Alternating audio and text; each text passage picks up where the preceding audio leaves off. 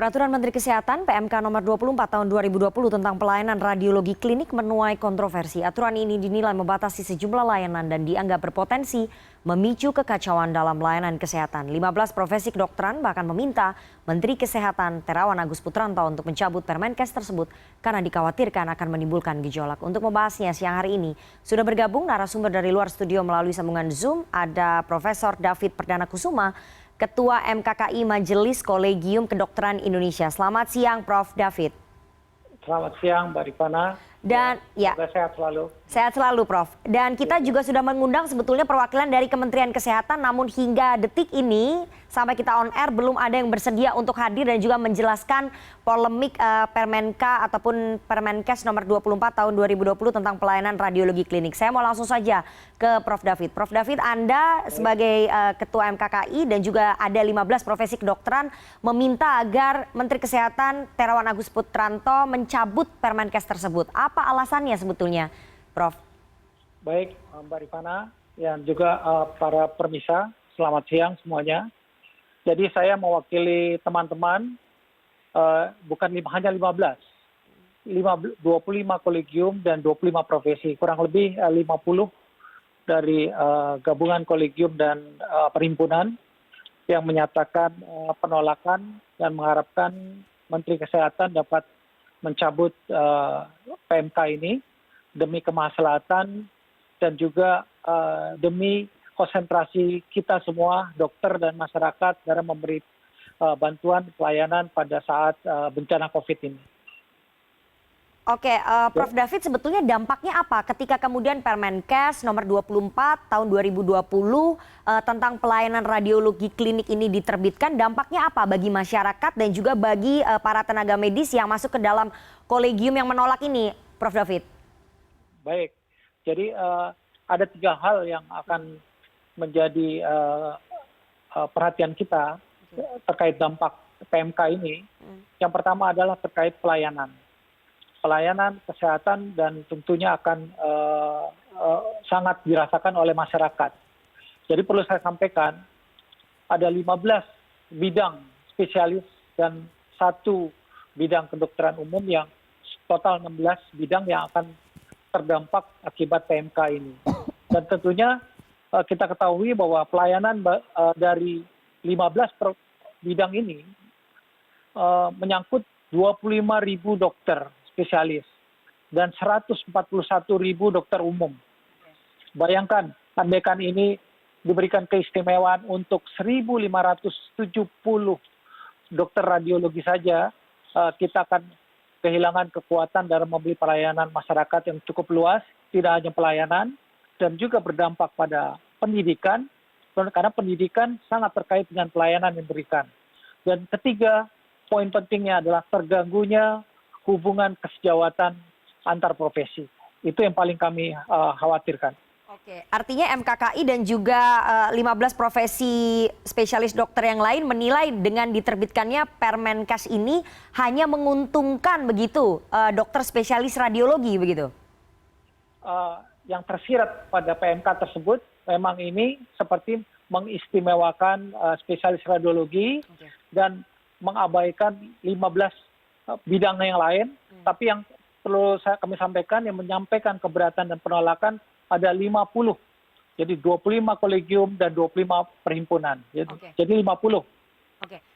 Terbitnya Permenkes ini apakah kemudian ada kaitannya dengan subspesialisasi Menteri Terawan yang juga berlatar belakang sebagai dokter spesialis radiologi? Sangat kental. Ya, jadi beliau sebagai seorang radiolog, dan itu yang kami sangat sayangkan di saat pandemi di mana kita harus bahu-membahu bekerja sama dengan masyarakat menangani bencana pandemi ini, kemudian dimunculkan PMK yang sangat bernuansa konflik of interest. Oke, tadi Anda mengatakan bahwa akan terganggunya pelayanan. Apa pelayanan yang kemudian dapat terganggu di masyarakat seperti contohnya apakah kemudian semua imaging, pemeriksaan yang menggunakan imaging seperti USG ibu hamil, kemudian pemeriksaan MRI, CT scan dan juga USG mata juga semuanya harus melewati dokter spesialis radiologi begitu? Tidak bisa dilakukan oleh dokter spesialis obsgin untuk ibu hamil pemeriksaan USG, kemudian USG untuk mata dari dokter spesialis mata begitu. Bagaimana sebetulnya terganggu pelayanannya seperti apa? Betul.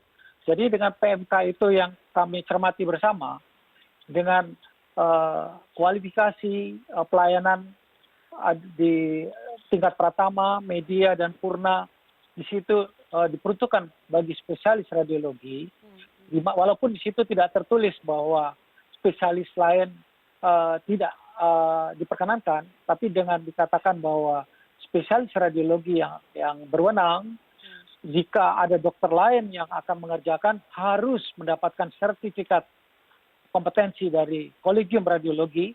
Itu menurut kami sudah mengarah pada suatu monopoli kompetensi.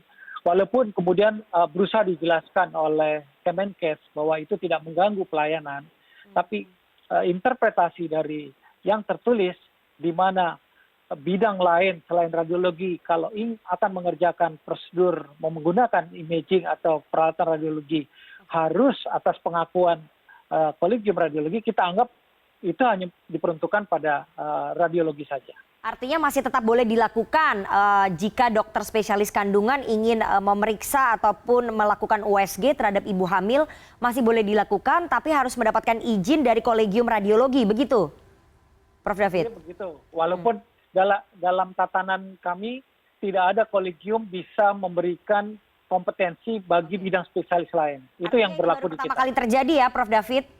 Iya, ini satu keanehan dan itu bukan wewenang Menkes.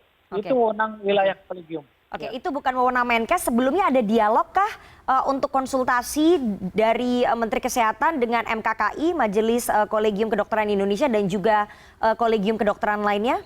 Ada dialog tidak untuk konsultasi, Prof. David, sebelumnya? Semestinya begitu. Pada PMK-PMK yang lain, selalu kami sebagai stakeholder dilibatkan. Karena akan keluar peraturan yang Anda berimplikasi bagi pelayanan di bidang Anda, ada masukan atau tidak, itu dialog yang semestinya. Tapi untuk ini tidak ada pembahasan, tidak ada harmonisasi, tidak ada sosialisasi. Jadi ini langsung keluar. Apa dampaknya kemudian kalau ini tetap dilanjutkan ke depannya, sementara tadi Anda mengatakan akan terjadi kesenjangan ataupun ketidakharmonisan antara satu profesi sejawat dengan yang lainnya begitu. Kalau ini terus dilanjutkan tidak dicabut akan seperti apa? Apakah akan ditaati oleh teman-teman dari kolegium yang lain atau akan seperti apa, Prof. David? Ya, jadi harapan kami ini dicabut.